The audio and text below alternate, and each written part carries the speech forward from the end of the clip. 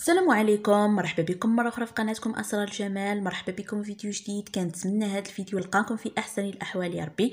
في هذا الفيديو هذا جيت نشارك معكم وصفه ما غاديش نقول لازاله الشيب نهائيا، وانما لتخفيف الشيب من الشعر، سواء كان وراثي او غير وراثي، لان الشيب كيف ما كتعرفوا ضروري جدا انه كيظهر عندنا مع التقدم في السن، ولكن بعض التدابير المنزليه قد تساهم في تخفيف الظهور ديال هذا الشيب، منها استخدام هاد الوصفه هذه اللي غادي نشارك معكم اليوم، اللي كترجع لنا صبغه الميلانين وكتخفف لنا من ظهور الشيب سواء كان وراثي او غير وراثي.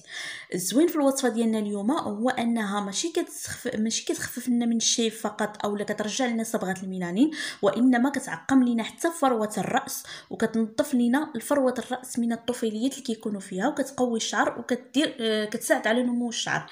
قبل ما نبداو هذا الفيديو ما تنسونيش من اللايكات ديالكم وتعاليقكم اللي كتشجعني بزاف، وما تنساوش الاشتراك في القناه وتفعيل الجرس. بالنسبه لهاد الوصفه هذه غادي نحتاجوا فيها 3 ديال المكونات فقط. غادي نحتاجوا فيها نص بصله، من الافضل انها تكون بصله حمراء، انا ما كنتش متوفره عندي، مي هي حتى البصله البيضاء قاضيه الغرض، يعني الماء ديال البصله البيضاء قاضي الغرض، ولكن من الافضل النتائج افضل ضروري البصله الحمراء. هنا غادي ناخذ نص حامضه اللي غادي نعصرها، سواء كانت نص حامضه كبيره او لا حامضه صغيره كامله. هنا غادي نحتاجوا ايضا الى معجون الاسنان كيف ما كان النوع ديالو، انا هنا عندي النوع السينيال، اي نوع تقدروا تستعملوه فماشي مشكل، غير ما يكونش هذا المعاجين اللي كتكون فيها الالوان بحال المعجون ديال الفحم، يعني خاص ضروري المعجون يكون اللون ديالو ابيض.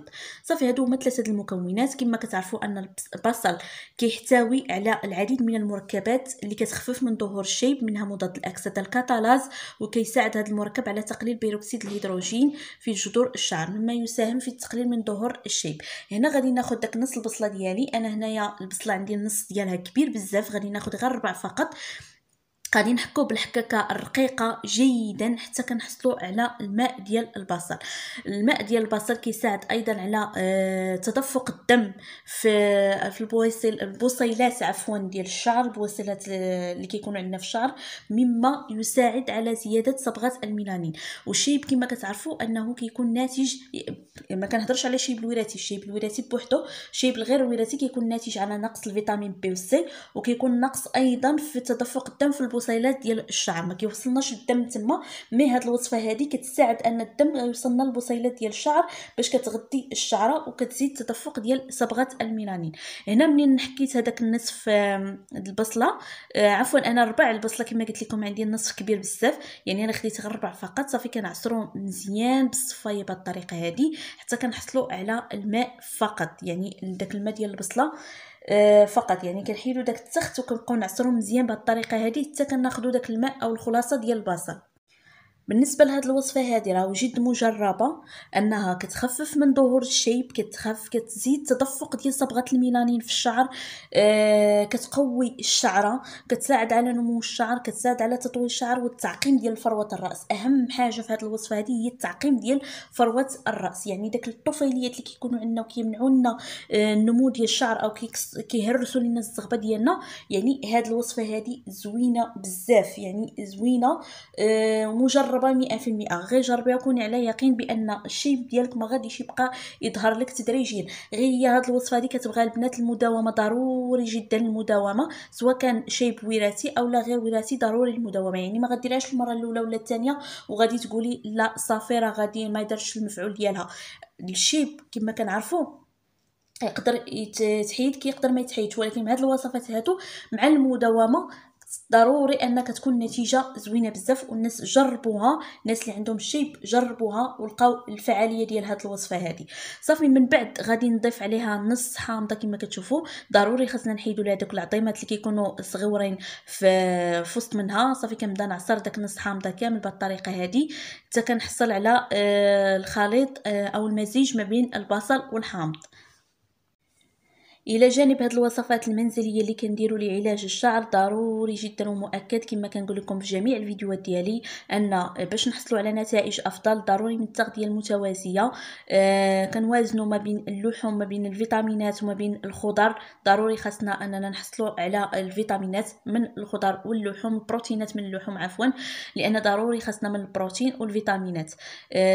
كذلك شرب الماء ضروري جدا ومؤكد. يعني اغلبيتنا حنا ما كنشربوش الماء بزاف، ولكن ضروري عندنا واحد القانون ديال 3 لتر د الماء في النهار. او ما كنقدروش نوصلوا ديك 3 لتر، او نشربوا 1 2 لتر ديال الماء في النهار. ضروري لان الجسم كيحتاج الكميه ديال المياه وكميه ديال الفيتامينات من الخضر والبروتينات من اللحوم. صافي هنا من بعد غادي نزيد 2 معالق ديال المعجون الاسنان. كما قلت لكم اي معجون تقدروا تستعملوه اللي غادي يعاوننا انه غادي تعقم لنا الفروه ديال الراس، وغادي يحفز لينا البصيلات، يحفز لنا الدم عفوا باش يوصلنا للبصيلات ديال الشعر اللي كتغطي الشعره باش كتزيد صبغات ديال الميلانين، حيت النقص ديال صبغات الميلانين هو اللي كيسبب لنا الشيب. صافي غادي نبداو نخلطوا الخليط جيدا بهذه الطريقه هذه. كنبقاو نخلطوا، كنعطيوه شويه ديال الخطر لان صعيب انه يذوب لنا داك السينيال او داك المعجون ديال الاسنان يذوب لنا في الخليط. فكنعطيوه الخطر جيدا. كما كتشوفوا انا هنا ما قطعتش الفيديو نهائيا، يعني كنبدا نخلط تدريجيا وانا كنخلط، والخليط صافي كيولي في اللون الابيض. انا كنخلط والخليط كيولي في اللون الابيض حتى كنحصلوا على واحد الخليط اللي هو كيكون بحال الحليب، اللون ديالو بحال الحليب بهذا الشكل هذا كما كتشوفوا.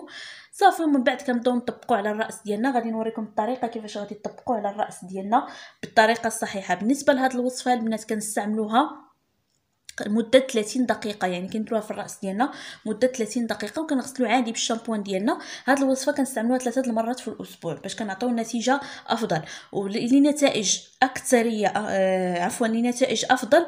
ضروري خاصنا نستعملوها كل اسبوع 3 المرات ونداوموا عليها البنات. راه المداومه اي وصفات طبيعيه ضروري خاصنا المداومه، ماشي بحال الوصفات الكيميائيه او اللي كتكون فيها لي برودوي شيميك. ضروري كنستعملوها واحد لا بيريود اللي كتعطي المفعول ديالها.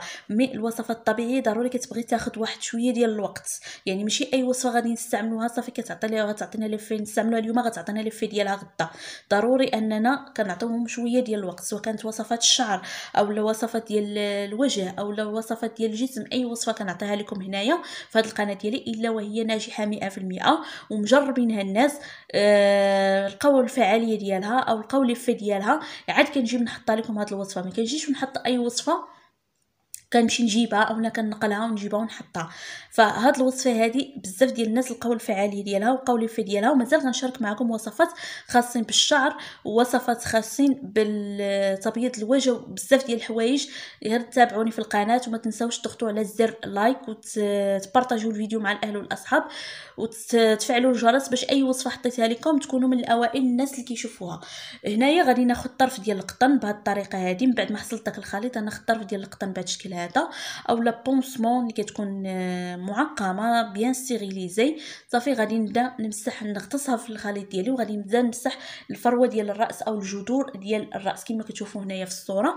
غادي نمسح من الجدر ماشي من فوق الشعره، من الجدر يعني ما بين كنقسم شعري هكا ما بين شويه ديال الشعر وشويه ديال الشعر. كنبدا نمسح بالفروه ديال الراس بهذه الطريقه هذه وكان بحال كنماصي في الفروه ديال الراس بهذا الشكل هذا. صراحه وصفه مجربه 100% كتعطي نتائج زوينه بزاف. جربوها وردوا عليا الخبر ديالكم.